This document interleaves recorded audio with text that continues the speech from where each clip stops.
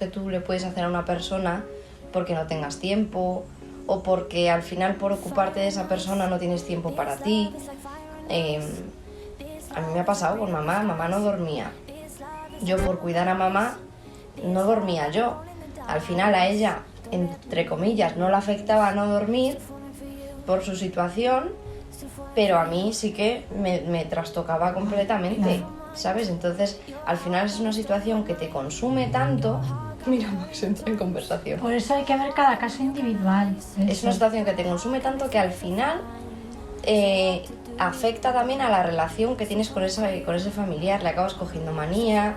O sea, la relación se rompe. Por intentar ayudar a la otra persona y no ponerla en una situación que tú piensas que va a ser mala para ella porque no la va a querer, porque no va a querer estar en una residencia, porque claro, ¿cómo no la voy a cuidar yo si yo soy enfermera? Si yo con quien mejor va a estar es con su familia, en su casa, en su tal. Y al final ni la ayudas como deberías porque no la puedes atender todo el tiempo que ella necesita porque no lo tienes, ni tienes tiempo ni siquiera tampoco para ti, para tu vida, para tu trabajo, no duermes por cuidarla, no comes por estar pendiente de que ella coma. En fin, que al final por todas esas cosas te vas dejando porque siempre se habla del cuidado al paciente, pero no se habla del cuidado al cuidador. Al cuidador no lo cuida nadie. Entonces al final sí, el paciente está mal, tiene sus problemas, pero tú como cuidador acabas también muy consumido, muy ahogado. Y la relación entre cuidador y paciente encima se rompe. Por mucha familia que seas, por mucho que quieras a tu familiar, al final la situación se empeora mucho. Porque por eso no hay una norma general, eso es cada caso. Y lo que hace decidir que es más importante, fíjate, las soluciones de la residencia es cuando te afecta a ti en el personal. Claro. Cuando tú te ves privada del descanso, es que si no se duerme, luego no se puede ayudar. Y luego también de la atención que necesita la persona, porque a mí me pasaba que yo estando en casa estaba todo el rato con ella. Pero claro, yo me tenía que ir a trabajar porque todos tenemos nuestra vida. Distinto sería que el Estado tuviera algún tipo de nómina por tú ocuparte al 100% de un familiar que es dependiente y necesita tu atención 24 horas. Se hablaba de dar un sueldo a las amas de casa, solo por llevar las casas. Pues también cuando tienes que cuidar a alguien. Eso es, si se te da un sueldo. Porque hay ayudas, pero son ayudas que tú igualmente eso no te da para vivir. ¿Sabes? Tú necesitas, pues al final necesitas trabajar. ¿Y cómo te vas a trabajar? Tú no te puedes ir tranquilo a trabajar sabiendo que una persona dependiente se queda sola en casa. Porque necesita atención 24 horas. Asumes todo el cuidado es un trabajo en toda regla. Es un trabajo que se suma al que ya tienes y eso lo puedes mantener un tiempo limitado, pero no de una manera indefinida. Yo siempre he pensado que lo ideal no son tanto las residencias como mucho a lo mejor los centros de día, porque los centros de día pues están entretenidos, hacen excursiones, actividades, se relacionan con otras personas que están un poco en su misma situación de dependencia. Eso yo pienso que está bien, pero creo que también está bien el hecho de que al final del día puedan volver a su casa, que es lo que les es familiar, lo que les es más acogedor, ¿no? Tu casa de siempre, no estar en un sitio que al final no es tu casa. Por mucho tiempo que lleves en una residencia, siempre va a ser una residencia, como si estuvieras en un hotel. Si es un familiar con una enfermedad neurodegenerativa en fase avanzada, ya ni por las noches. Bueno, pues mira, te voy a hacer una pregunta. ¿Cómo te sientes con 91 años? ¿Te sientes bien de salud? Bien, sí. ¿Te sientes fuerte? Sí, me siento bien. ¿Te sientes bien? ¿Puedes andar? O sea, andas con un bastoncito. Claro. Andas con un bastoncito, ¿verdad? Con bastón, sí. Y bueno, pues más o menos. Y si voy del brazo de alguien, mejor. ¿Y qué te gusta hacer? ¿Qué es lo que más te gusta hacer durante todo el día? Lo que más te gusta. Tu momento especial, tu momento que te da alegría, ¿cuál es? Pues cuando estoy haciendo diálogo con Jesús. Cuando estás haciendo diálogo con Jesús. Y como te gusta hacer diálogo con Jesús, hay un sitio que te gusta mucho ir. Claro. Si puedo ir a la iglesia y estar en el sagrario, mejor que mejor. Entonces, lo ideal, lo que yo pienso que sería ideal es que el tiempo que la persona estuviera en su casa pudiera tener un cuidador, ya no digo un familiar, porque un familiar tiene su vida y su trabajo, que tú también no puedes renunciar a tu vida por la vida de otra persona. Yo pienso que se puede compatibilizar, pero hasta donde se pueda. ¿De dónde te gusta más vivir? ¿En una residencia o en casa? En casa. Sin dudarlo, ¿verdad? Sí, porque en casa estás ¿con quién? Con tu familia. Claro. No está uno solo. Y te gusta ir a casa, te gusta vivir en casa y ir a misa y hacer diálogo con Jesús.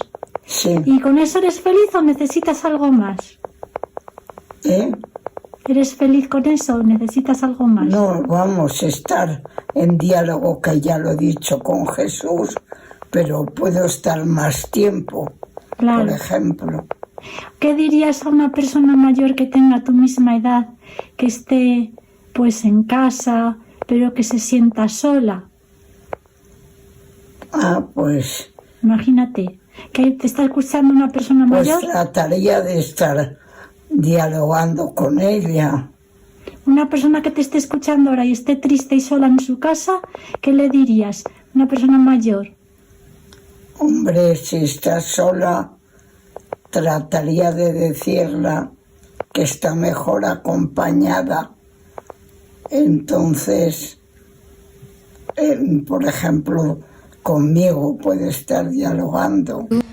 Pero yo creo que lo que debería estar mejor regulado es la atención a personas mayores a domicilio. Eso es lo que tendría que estar regulado, porque yo, por ejemplo, a mí me gustaría que mi madre estuviera en su casa, que tuviera la libertad de estar en su casa y de poder salir a darse un paseo y todo, pero acompañada por un cuidador.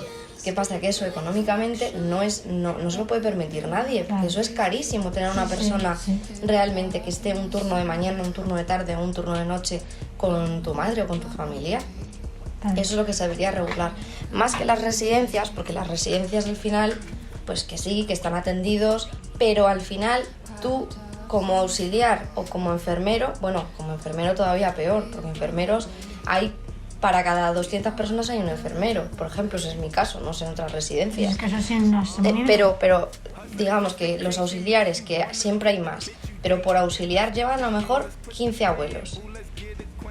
Pues tú, ¿qué atención le vas a dar a una persona si tienes que atender a la vez a otras 15 o a otras 20, a las que sean? Pues al final es una persona que siempre va a estar sola, digamos, entre comillas, por mucho que esté atendida en una residencia, pues no va a tener la atención en absoluto como la tendría si esa atención se la dieran en su domicilio.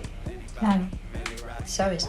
Entonces al final siempre, muchas veces también se habla de maltrato en las residencias muchas veces por la sobrecarga de trabajo también que tienen los trabajadores, que a día de hoy es que se llama maltrato entre comillas a cualquier cosa, porque es verdad que a veces los trabajadores están tan quemados, tan hasta arriba, que hacen turnos que a lo mejor hacen una tarde, una noche seguidas, que no han dormido, que no han podido ir a su casa, que no tienen vida más que estar en el trabajo porque no tienen sustituto, porque no hay personal, porque tienen un ratio de paciente por profesional altísimo. Y entonces, ¿qué pasa? Pues que al final la atención que le das a cada persona pues es de muy baja calidad. Es el maltrato que se llama por omisión, lo que no das y que debería estar. Entonces al final la persona ¿cómo se siente? Siente que no la cuidan, se siente sola, se siente mal cuidada. Pero claro, ¿por qué? Porque no tiene un personal realmente adecuado para esa persona, porque no hay personal suficiente. Pero no es un maltrato, porque realmente el profesional no da más, no puede estar ayudando a todos a la vez. Entonces muchas veces, por ejemplo en mi trabajo pasa que a lo mejor llama a un paciente, necesito ir al baño, y a lo mejor la persona que le tiene que llevar al baño está duchando a otra persona que no la puede dejar sola en la ducha y decirle no, quédate aquí que ahora vengo. Entonces al final el tiempo que tarda en atender a la persona que está en la ducha para dejarla acomodada en la habitación, salir, dejarla preparada y demás y irse con la otra persona ya está enfadadísima porque esto es maltrato, porque aquí no me atiende nadie, porque encima llegas de malas maneras, porque claro, la persona que llega asfixiada, que tiene que encima estar perdiendo el tiempo, entre comillas, dando explicaciones, cuando lo que pasa es que no tiene tiempo para atender todo lo que tiene. Y te voy a hacer una pregunta, tienes que ser muy sincera. ¿Eres feliz? Sí. ¿Del todo? Del todo. ¿Del 0 al 10? Del 0 al 10, ¿cuánto de feliz? Pues 10. Vale, pues te dejo que te despidas. ¿Cómo dirías adiós? ¿Cómo te despedirías y dirías adiós? Les diría, hasta otro rato, que yo lo paso muy bien, a ver si vosotros lo conseguís. Desde luego, como decía antes, el diálogo con Jesús es lo mejor. Todos tuvieran la mitad de pacientes, lo atenderían mucho mejor, estaría mucho más contento tanto el paciente como el profesional, porque realmente podría dedicar el tiempo que se necesita en cada persona y trabajarían mucho más tranquilos. Creo que esto tendría que verse cada problemática. Primero, el mundo del que cuida, lo duro que es atender a tanto, que es imposible, por mucho cariño y afecto que quiera poner, si no tienes tiempo de dar ese cariño. Claro. Y por otro lado, la problemática del anciano, que realmente no sabe que hay esa sobrecarga y que lo vive como que nadie me atiende, claro, pero porque no sabe realmente lo que está pasando. Luego me gusta pensar en la música clásica, cuando Beethoven da ese pum, pum, pum, que es la llamada a la vida, que tenéis los jóvenes, fuerza para seguir adelante, que la tenéis y vais a seguir adelante. Los mayores, la vida ya la tenemos hecha. Vosotros sois los que tenéis que luchar y tenéis esa fuerza para hacerlo. Adelante, porque lo vais a lograr. Estoy segurísima que lo vais a lograr. Y luego los pacientes, cuando llaman a sus familiares, aquí estoy mal, aquí no me atiende nadie, aquí no sé qué, y el problema es ese, que no hay suficiente personal. Siempre, efectivamente, personal. Que hubiese mucho más personal, habría más calidad en la atención, porque ¿cuántos ancianos puede llevar una persona para atenderlos bien? Y por ejemplo, los psicólogos, en la residencia solo hay uno. Es una paciente, es un profesional que está por el día unas horas sueltas, no está todo el día. No. A mí me ha ocurrido por la noche, sobre todo, es cuando más bajón tienen los abuelos.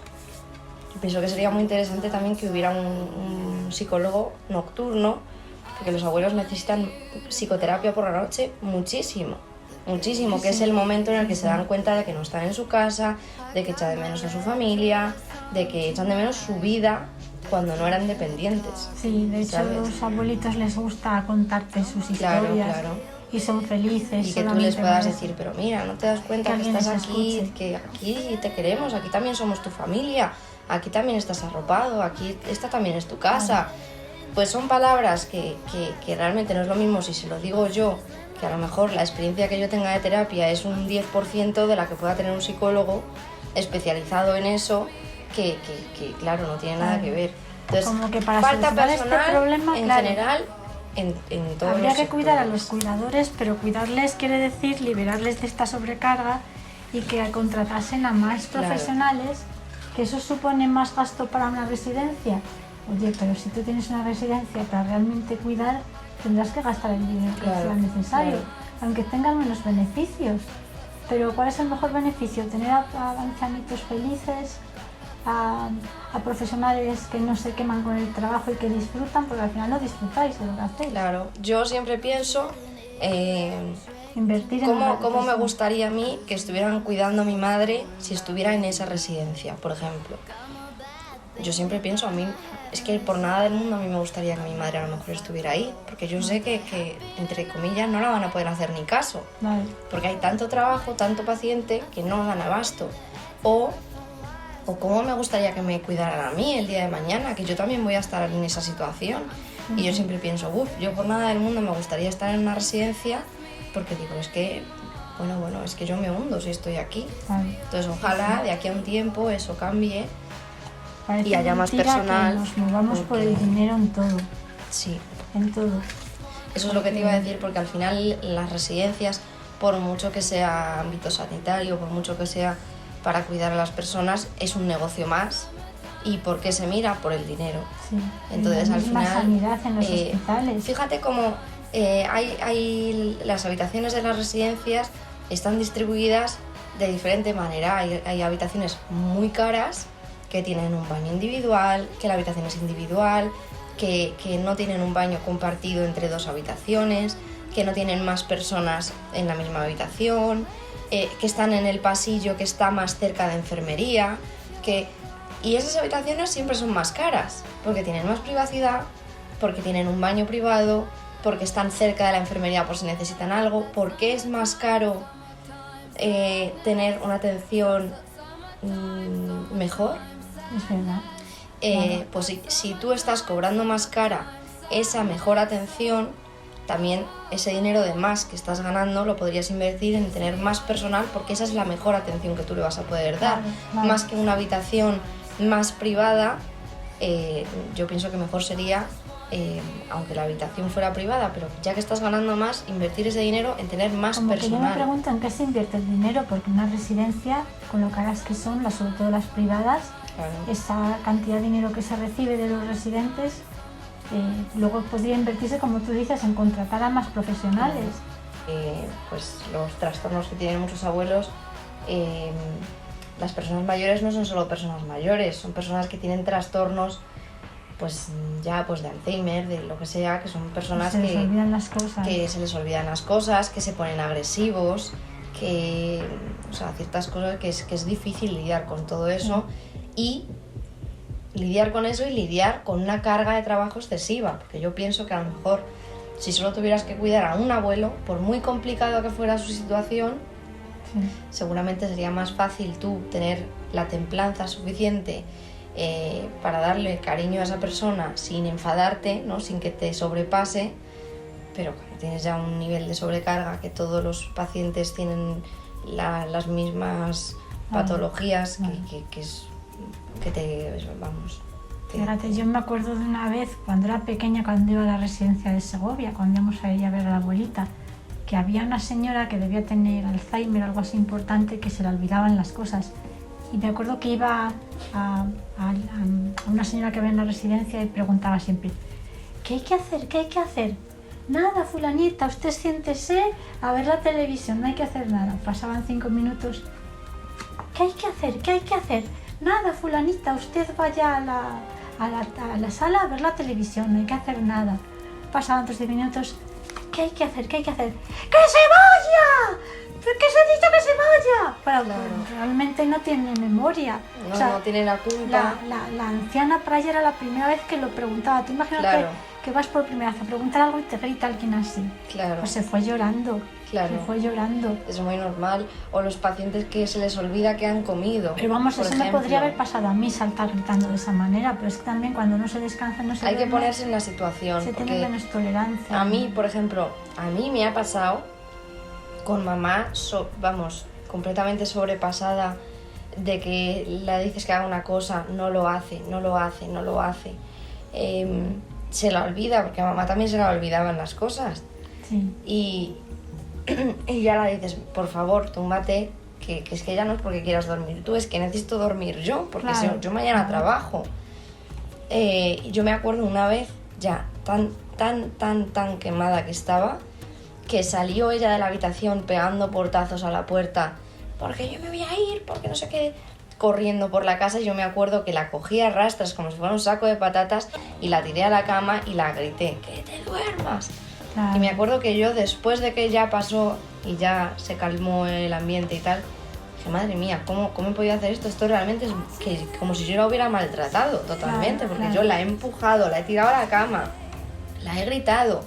Pero es que es una situación totalmente no que te sobrepasa. Es un desahogo emocional. Tú en ese momento tienes esa rabia, esa emoción que es tu madre y la quieres, pero en ese momento pues es lo que haces. Y puedes ser la persona más buena del mundo, la santa mayor de todas las santas, y tener esos El problema más grande que hay siempre con los cuidadores, que muchas veces, es que no tienes reemplazo. Pero que cuando se la única persona de referencia que tiene el paciente eres tú. No tienes un desahogo de decir: en 20 minutos acaba mi turno y viene mi prima Juanita y se va a ocupar de mi madre y yo puedo descansar. No, tú sabes que son 24 horas del día siendo la única persona que se va a ocupar de ella, la única persona que está ahí de referencia. Entonces al final yo creo que el mejor cuidado al cuidador sería tener un reemplazo, el tener un tiempo de descanso. No que tú no te ocupes, sino que tengas con quien repartirte el cuidado. Pues cuando se habla de malos tratos en las residencias no son malos tratos, es personas que están cuidando, que están sufriendo, que están desbordadas, están cansadas y ya llegan a hacer cosas que no quieren. Como el caso ese que te conté, que había una profesional que debido a que estaba en un momento atendiendo a mucha gente, estaba totalmente estresada y perdió totalmente los papeles, sí. Me gritó y no me trató como debía de tratar, ¿sabes?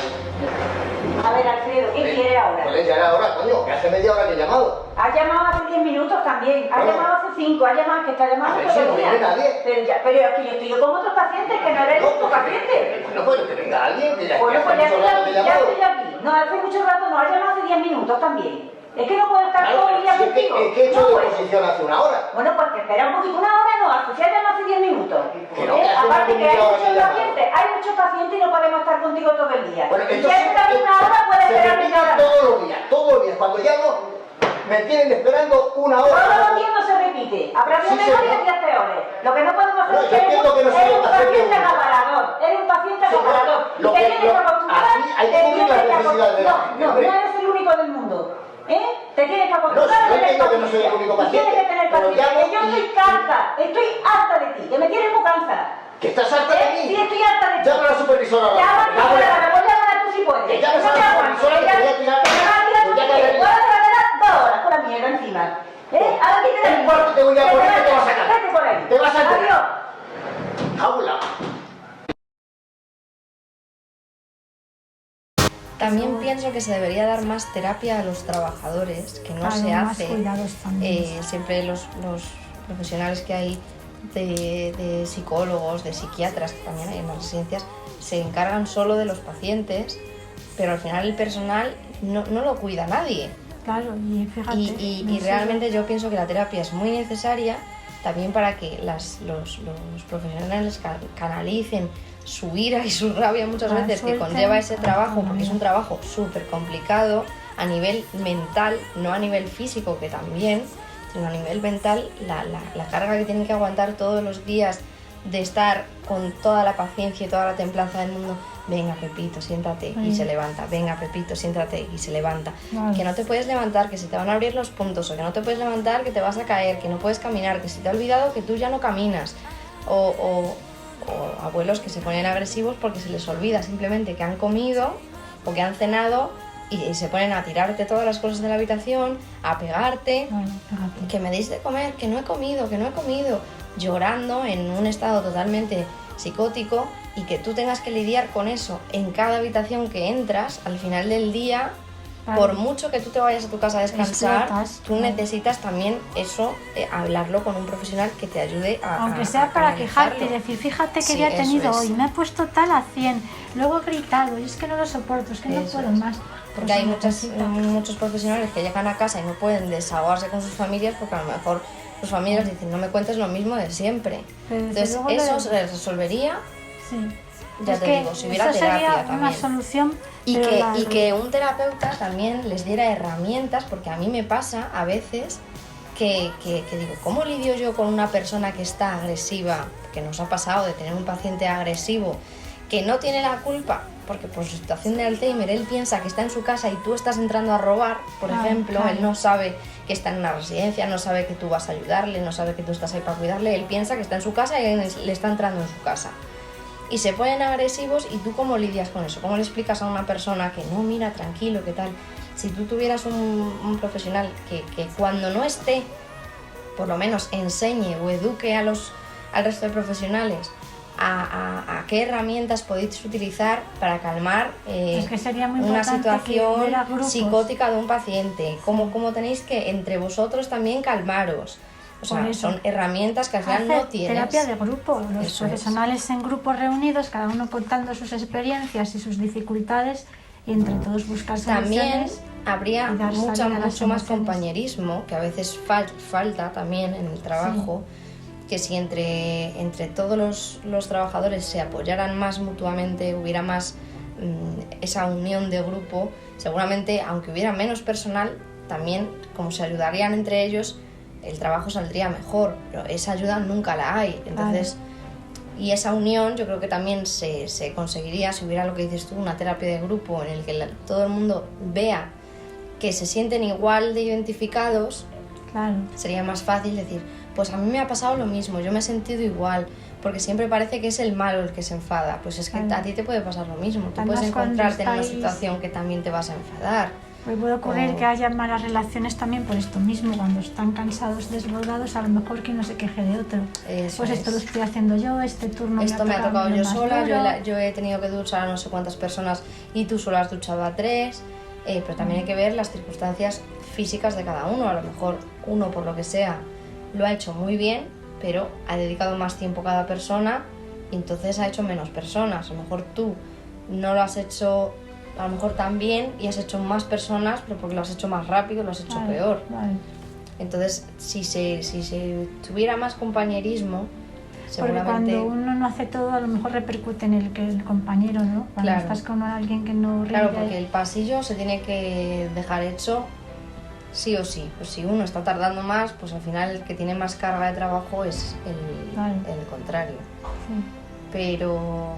¿Y te has visto alguna compañera alguna vez desbordada, cansada, llorando? Hombre, claro, muchas por veces. Por algún ancianillo. Muchas veces. Eso pasa en todos los turnos. Es un trabajo súper duro, que no está pagado, que es otra cosa también, que hablábamos del dinero, tanto que se ganan las residencias, porque es verdad que son muy caras las habitaciones, que tienen muchos pacientes, que muchas residencias son franquicias, es decir, que tienen mucho dinero de muchas residencias, no solo de la que tú trabajas. ¿Y qué pasa? Que el sueldo de los auxiliares es... Claro. Vamos. Además de muchas horas, ¿verdad? Y es un trabajo súper duro. Trabajáis muchas muy horas. Poco valorado, y es la figura, desde mi punto de vista, más importante de una residencia. Los auxiliares, sin ellos, la residencia se caería totalmente. Si un día se ponen de huelga los auxiliares y no van a trabajar, la residencia se hunde, ese día se hunde. Es la figura más importante y la peor pagada. ¿Qué cambios harías tú para que todo esto, para que un auxiliar o una enfermera estén más mejores? Yo estoy segura. ¿Qué pediríais? De que en general cualquier persona, si tiene un buen sueldo, si se siente valorado, siempre trabaja mejor. Eso en cualquier trabajo que tengas. No jornadas tan... Si tú te notas que te están explotando porque ganas una mierda, porque estás hasta arriba de trabajo, pues claro, siempre empiezas la jornada con otra actitud totalmente diferente. Son entonces, muchas horas. Una mejora de salario, súper importante, porque horas? aunque cumplan tus horas, aunque cumplas con tu horario y tú salgas a tu hora, que muchas veces por el problema de personal no se cumple, porque a lo mejor tú llevas toda la noche trabajando, que esto le ha pasado a mis compañeras, llevas toda la noche trabajando, que llevas 10 horas, y llega tu hora de irte y es que no ha venido Pepita, te puedes quedar a duchar a 2 o 3 hasta que llegue no sé quién, que viene a sustituir. Al final no has echado 10 horas, has echado 14. Pero tú por la noche tienes que volver a ir a trabajar. ¿Esas 4 horas te las han pagado? No, son favores de la empresa. Entonces al final haces horas de más. ¿Por qué? Porque no hay personal. Entonces al final yo creo que todo se resume en lo mismo. Si hubiera más personal, la carga de trabajo sería mucho más baja, sería más fácil.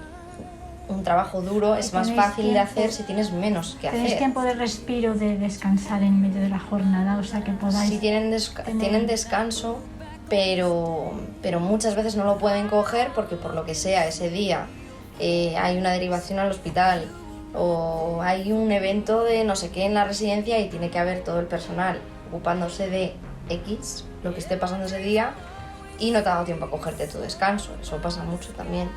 Pero igualmente, yo pienso que aunque no te diera tiempo a cogerte tu descanso, si tú te sientes valorado porque tienes un buen sueldo, tú tienes el suficiente número de compañeros que te puedan cubrir, me voy a tomar un café rápido y vuelvo, me cubres. Si hubiera suficiente personal, eso se podría hacer. Sí. No se hace porque no hay suficiente personal. Entonces yo creo que esas dos cosas son muy importantes. ¿Y hay bajas? Sentirte valorada y tener un buen sueldo y tener más compañeros, que hubiera más personal. ¿Y hay gente de baja? Y hay gente de baja y por ansiedad, además, por ansiedad laboral, porque es un trabajo, pues eso, muy duro. Que quema. Muy duro, que quema mucho, que cuando no tienes suficientes compañeros tienes una carga de trabajo muy alta y que encima no se valora tu trabajo en absoluto, porque pues eso, a lo mejor haces horas de más o haces un día de más, porque te necesitan y tampoco se te devuelve, ¿Y a ti tampoco se te paga. te gusta este trabajo? A mí me gusta cuidar, pero es verdad que es un trabajo muy cansado. ¿O antes te gustaba más que ahora? Yo creo que siempre al principio te gusta más por la ignorancia del trabajo, porque no sabes a lo que vas.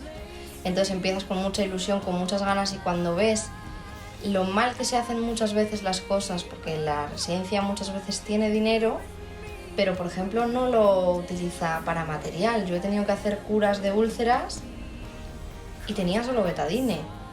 Una úlcera no se cura con betadine, pero no tienes pues esto, no tienes material. Entonces al final dices tú, es que se hacen tan mal las cosas que se te quitan las ganas de, o sea, se te quita la ilusión. El trabajo lo vas a hacer igual, pero sin ilusión, porque dices, es que no estoy consiguiendo nada, es que por mucho que me esfuerce, aquí no se consiguen las cosas. Entonces, pues, y al final, un día haces un favor, no, venga, que yo hago tal, yo hago cual, y al final te das cuenta de que estás cargando con la mitad de trabajo de una persona más que se está ahorrando la empresa, y estás cargando tú con todo eso que como tú cumples con tu trabajo, la empresa dice, ah, no, mira, si con uno se saca, no hacen falta dos. Y al final te perjudicas a ti mismo, porque por hacer de más, por ayudar a la empresa, al final te perjudicas porque va en tu contra, porque no te ponen un compañero. A mí me pasa, yo por la noche estoy sola en la residencia para todos los residentes. Entonces, ¿tú qué pedirías para que las cosas fueran mejor? Que mejoraran los salarios y que hubiera más personal. Eso yo creo que es súper importante. Si tienes un compañero mano a mano que te ayude, vamos, tendrían que doblar el personal. Yo creo que si tú, por paciente, en lugar de una persona, tuvieras dos, parece excesivo, pero realmente no lo es, porque por lo que tú estás cobrando por una habitación, te da de sobra para pagar a dos profesionales en lugar de a uno. Sí. El trabajo se haría en la mitad de tiempo, la persona se sentiría el doble de cuidada porque tendría dos personas para él, claro. Y encima serían personas que están contentas porque tienen un buen salario y tienen un buen compañero. Así que eso es lo clave, el salario y el personal, que hubiera más personal y mejor salario. Importante que es la vocación. Mira, sigue grabando. La vocación es lo más importante que no hemos hablado. Creo que por muy buen sueldo que tenga una persona, por mucho que hubiera el personal suficiente, que no tengas una sobrecarga de trabajo, al final el que maltrata muchas veces, o el que, pues eso, el trabajo le sobrepasa, le quema, muchas veces es porque no tiene vocación, porque no la tiene. Entonces al final, ¿qué pasa? Que explota, ¿no? Explota, se quema. ¿Y eso por qué pasa? Porque es un trabajo que realmente no quieres hacer, no es un trabajo que te guste. Y es un trabajo muy duro, que te tiene que gustar mucho, realmente, mucho, para tú decir, mira, qué bien lo estoy haciendo, qué ilusión tengo por ir a trabajar, por cuidar a mis abuelitos.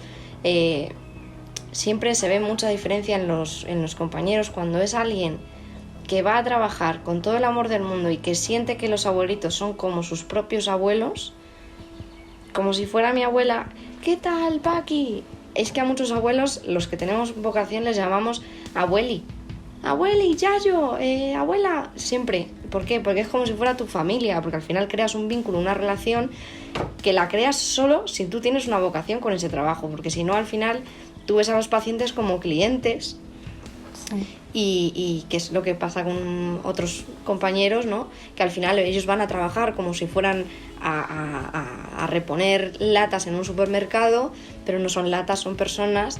Entonces, sí que es verdad que la propia empresa muchas veces te dice no crear un vínculo con los residentes, no utilizar, estos son normas de la residencia, no crear un vínculo, no utilizar motes cariñosos para los abuelos. Se supone que tú tienes que decir doña Francisca, no puedes decir cariño, ¿qué tal has dormido? Eso, si te ve la directora, pues por ejemplo, eso es, o sea, no es un delito, pero vaya, que te pueden poner una falta en el trabajo y te pueden sancionar. Pues eso es una falta, ¿sabes? de es algo que yo, por ejemplo, nunca lo voy a entender, porque creo que la mejor forma de cuidar a alguien es teniendo un vínculo con esa persona. Si hubiera un psicólogo ahí poniendo normas, esto se quitaba radicalmente. El trato, cuanto más humano mejor, ahora que se está hablando tanto de la humanización en la atención a las personas, por su nombre, llamarlas por su nombre, el contacto afectivo es lo que más cura. Vamos, eso es un disparate, que pongan esas normas de entrada, porque un anciano lo que necesita es cariño. Claro. Y luego, desde luego, si empieza a trabajar alguien sin vocación, si con vocación puedes llegar a hablar mal y quemarte. Eso es, por eso creo que es tan importante la vocación, realmente, es que la persona que empiece a trabajar, por muy buen sueldo que tenga, por mucho que no tenga sobrecarga de trabajo, si es un trabajo que no le gusta, que no le llena, no lo va a hacer bien. No lo va a hacer bien.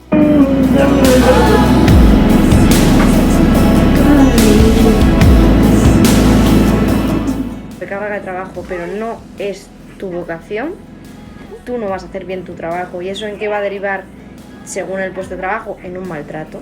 Porque no estás haciendo lo que tú realmente quieres hacer, por muy bien que te paguen, por mucho que no tengas sobrecarga de trabajo, aunque todo eso se resolviera, si tú no has podido hacer lo que tú realmente quieres, eso al final... Luego descubrir la vocación de cada uno y proteger que cada uno pueda conseguir el acceso a su vocación.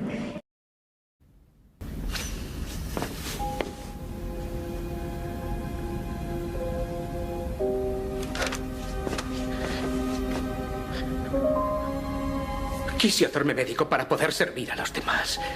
Y debido a eso lo he perdido todo. Pero también lo he ganado todo. He compartido la vida de pacientes y miembros del personal del hospital. He reído con ellos y llorado con ellos. Y eso es lo que quiero hacer con mi vida. Pongo a Dios por testigo de que sea cual sea su decisión de hoy, Señor, he decidido convertirme en el mejor médico que haya conocido el mundo. Ustedes tienen autoridad para impedir que me gradúe. Pueden impedir que consiga el título y la bata blanca. Pero no pueden controlar mi espíritu, no pueden impedir que aprenda y tampoco pueden impedir que estudie. Ahora pueden elegir entretenerme como colega profesional, apasionado, o como marginado sin pelos en la lengua, pero igualmente inflexible. En ambos casos quizás sigan considerándome una espina. Pero les prometo una cosa. Soy una espina que no desaparecerá. ¿Ha terminado? Espero que no, señor. Atrás, voy a volver a estudiar, a sentarme, a dedicarme solo a estudiar, es que económicamente no te lo puedes permitir. Por eso la elección profesional puede marcar toda una vida. Claro. Puede marcar toda una vida y qué importante es que si se hiciera la búsqueda de la vocación desde que un niño nace, desde que va a parvulitos, desde ese momento yo estoy segura de que toda la trayectoria profesional de esa persona, que en un futuro esa persona va a liderar un país, porque así empiezas desarrollando a las personas desde que son pequeñitas, y esa persona que parece que no, luego va a tener un puesto muy importante en cada país. Para descubrir la vocación de cada uno hay que dejar que haga lo que le gusta. Eso es. Si algo te gusta es que vales para ello. Imagínate un niño que no saca muy buenas notas pero que dice que quiere ser médico, que le gusta la medicina. Claro. Pues eso le va a dar la capacidad para desarrollar lo que necesita. Y a lo mejor lleva sacando muy malas notas porque a mí me ha pasado. A lo mejor yo en el instituto no era brillante. Yo aprobaba los exámenes, pero tampoco era una mente brillante. Y sin embargo, cuando empecé enfermería y yo tenía mis clases de biología, de química, a mí todo eso me encantaba. Y yo de repente sacaba notas de excelencia académica. Claro, porque te gustaba. ¿Por qué? Porque es algo que te gusta. Entonces, una cosa no implica que tú no vales para estudiar, porque tú has sacado un 6 en lengua. Tú eres un fracasado, tú no vas a poder estudiar, tú no tienes acceso a la universidad. No me hables de carrera, porque no puedes hacer ninguna carrera, y mucho menos medicina, y mucho menos ingeniería, y mucho menos no sé qué. No, yo creo que por eso hay que las notas... Hay que descubrir lo que es cada niño. Tú a un pez le metes en una pecera a nadar, por ejemplo, y a un león le pones en la selva. Entonces, descubrir cada niño qué tiene, para qué está hecho. Y la manera de saberlo es que a los niños se les dejase hacer lo que les gusta. Porque todo niño al final termina descubriendo lo que le gusta. Y hay mucha gente de que termina estudiando lo que sabe que no le gusta, por la presión muchas veces de la familia. Fíjate, las familias son las que tienen la máxima responsabilidad de dejar que los niños hagan lo que les gusta. O sea, cuando un niño dice, papá, yo quiero ser astronauta, hombre, a lo mejor es una vocación todavía inmadura, que todavía el niño no sabe que no es eso lo que quiere, pero primero hay que empezar escuchando y ver por dónde va evolucionando esa vocación de ese niño, y si un niño ya llega a una edad en la que se supone que ya tiene ese desarrollo hecho, si te dice, oye papá, yo quiero ser ingeniero de telecomunicaciones, no le puedes decir, no, porque es que tus notas son muy flojas, si es que realmente piénsalo que esto da más dinero. Si hay una vocación definida y clara, o sea, si a mí me gusta esto y siempre me ha gustado esto por encima de lo demás, garantiza que vas a tener éxito, que vas a sacar tu carrera, que vas a sacar además con un nivel, como tú dices, de excelencia, destacar, pero es que eso está fallando, eso hoy por hoy en los colegios. Y pienso que esa exigencia y esa importancia que se le da a las calificaciones académicas, si eso no existiera, tú imagínate que, porque tú no tienes por qué conocer tu vocación desde que naces, tú tener clarísimo, porque, jolín, la vocación es una cosa a veces las vocaciones muy difícil más tardías, de a veces saber. ¿Y qué pasa si yo tengo 40 años y con 40 años me he dado cuenta de que yo lo que quiero es ser abogada? Puede ocurrir, hay vocaciones ¿Qué pasa? tardías. Que como ya tengo 40 años y no tengo nota para entrar a la universidad suficiente, no puedo estudiar. Si tú quitaras la nota, tú estarías dando acceso a estudiar a cualquier persona que realmente a lo mejor tiene mucha más vocación que un niño que acaba de terminar el instituto y ha sacado un 12 en el examen de prueba de acceso a la universidad. O sea, a lo mejor es un cerebrito, pero ¿qué vocación tienes? Y además otra cosa. Y a lo mejor esta chica de 40 años que lleva 40 años trabajando en Supercore tiene una vocación impresionante, aunque no tenga la nota suficiente. Yo creo que además una cosa, la universidad debería ser gratis. Totalmente. O sea, nadie puede quedarse sin estudiar porque no tenga dinero. Eso es. Y la universidad pública es cara. O sea, ya no te digo que te vayas a una universidad privada, sino que si quieres estudiar en cualquier universidad de aquí, no puedes si no tienes dinero. Totalmente. Y no se puede hacer ahora fácilmente un trabajo que te permita pagarte. Y además no puedes compatibilizar muchas veces estudiar y trabajar, las dos cosas. Claro, hay que proteger al estudiante porque hay que intentar que no tengan que trabajar para pagarse sus estudios, que luego son los que van a mover el mundo y los que van a... De hecho, eso es una de las cosas que otros países de Europa tienen, que la enseñanza es pública y gratuita. Y si es accesible, no luego... hay y luego queremos que el país funcione, pero si no tenemos a gente formada porque no puede estudiar, que no desarrolla sus capacidades... Pero porque tú mismo estás cerrando puertas, porque tú estás poniendo una condición económica para que la persona pueda estudiar o no, tú estás poniendo una condición de calificación para que la persona pueda estudiar o no. Tú quítalo. Quítalo, da libertad a las personas, ya verás la cantidad de... Porque yo tengo muchas amigas, la cantidad de gente que yo conozco, que si ahora mismo tú no le pones un precio a estudiar y no le pones una nota, yo tengo muchísimas amigas que se meterían a estudiar y con vocación y que serían grandes profesionales. Y serían luego unas profesionales que te cagas, pero claro, tú le estás poniendo obstáculos, un obstáculo de una nota que no llegas. ¿Por qué no llegas a esa nota? Porque yo no tengo 24 horas para estudiar, yo tengo 24 horas para trabajar, para cuidar de mi familia, para atender mi casa. Es que hay muchas más cosas en la vida que una calificación.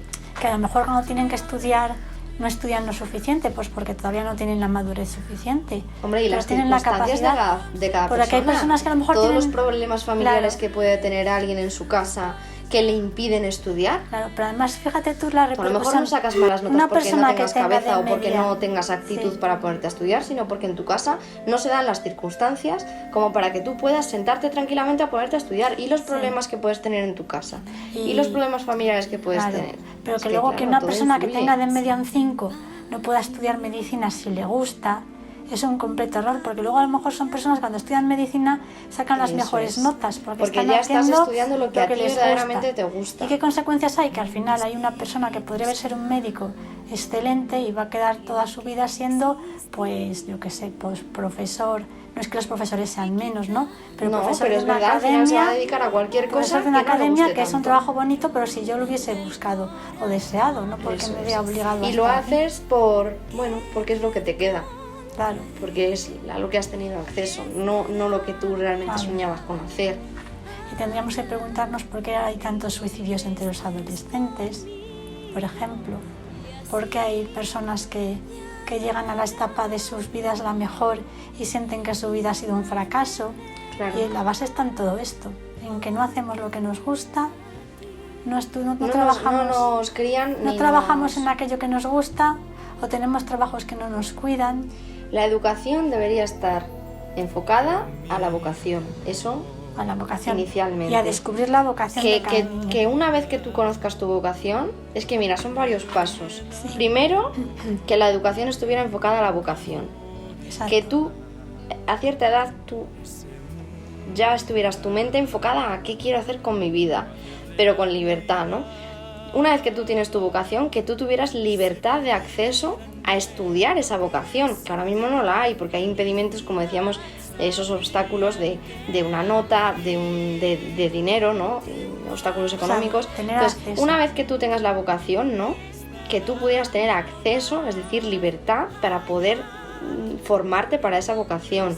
Y una vez que tú ya te hubieras formado en esa vocación, que ya tienes el trabajo de tus sueños, que ese trabajo estuviera valorado, que no tengas sobrecarga de trabajo y que tengas un buen salario. Es que son 3 partes. Pues fíjate, yo creo podríamos poner en marcha nuestro partido político y esto que estamos hablando sería nuestro programa electoral. Totalmente, vamos. Es que vocación, eso es lo que hace falta, gente libertad así. Para poder estudiar sin obstáculos, que cada es uno se dedicara a lo que realmente le gusta y que luego ese trabajo, sea el que fuera, sin comparar unos trabajos pues fíjate, con otros. Quien se mueve por el dinero, este es el cimiento de la economía. Si se invierte en esto, se tienen negocios que funcionan, ¿y por qué avanzan, otros países de Europa avanzan? Hay innovación, y nosotros hay creatividad. No? Porque todo esto ellos ya lo tienen desarrollado. Esto no es una cosa talento, que se nos ocurra a nosotras ahora. Esto es una cosa que en otros países hay que invertir en las personas. Y descubres lo común, no hay un héroe como tú. ¿Y existe el amor o se pierde con los años? Hay gente que dice que el amor no existe. ¿Qué opinas en tu situación? Cada día se hace más fuerte. Que se arriesguen por amor, pero tú tienes la fe. Cada día se hace más fuerte. Y tú lo puedes demostrar porque ¿cuánto la quieres del 1 al 10? ¿Que cuánto la quiero del 1 al 10? 20. No hay del 1 al 10, hija, no se puede leer. ¿Y te tocó, Dolores? ¿Cuánto le quieres del 1 al 10? Yo 25. Entonces el amor verdadero existe. ¿El amor verdadero existe? Sí. Pues te tocó. ¿Qué significa el amor verdadero? ¿Qué es el amor verdadero? Pues que no puedes estar sin él. Hay temor y hay fracaso sin maldad. Y que cada día que pasa, no porque ahora esté en una silla buena, es que lo hemos sido tan felices, viajado y siempre queriéndonos y besándonos, es que no se puede explicar. Y Ezequiel, ¿tú cómo que dirías que es el verdadero amor? El amor verdadero. El amor verdadero es, como dice mi mujer, no tiene palabras, es una cosa, se quiere, se desea, se ama, se hace todo en una vez. Es, no sé, yo no puedo estar sin ella. Es tan difícil. Cuando me falta, estoy solo, claro. No puedo. ¿Tú que has estado? Creo que es su sabor.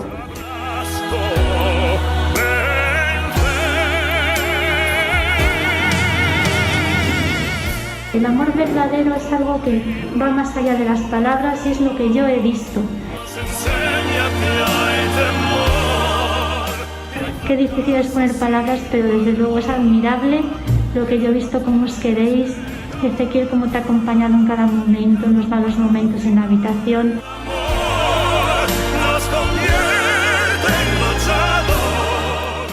Sois un ejemplo de que el amor existe. Muchísimas gracias, porque sé que es difícil hablar de estas cosas. A ver si os atrevéis a decir te quiero, que dicen que eso de decir te quiero con los años ya no se dice te quiero. ¿Cómo que no? Yo constantemente... Dicen que no sabéis las personas mayores decir te quiero. Constantemente le estoy diciendo. Pues demuéstranos que sabes decir te quiero. A ver, te vamos a grabar. Vamos. A ver cómo te sale. Te quiero. Y yo te quiero a ti más. Muchísimas gracias. Qué precioso, qué bonito. Para que luego digan que el amor no existe. Esto es una demostración. Muchas gracias.